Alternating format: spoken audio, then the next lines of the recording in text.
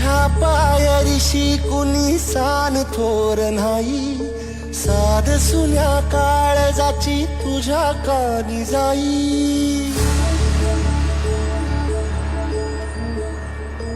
हे तरी देवा सरनायो भोग कशा पायी, हरवली वाट दिशा अंधारल्या धाई. व वाळूनी उधळतो जीव माय बाप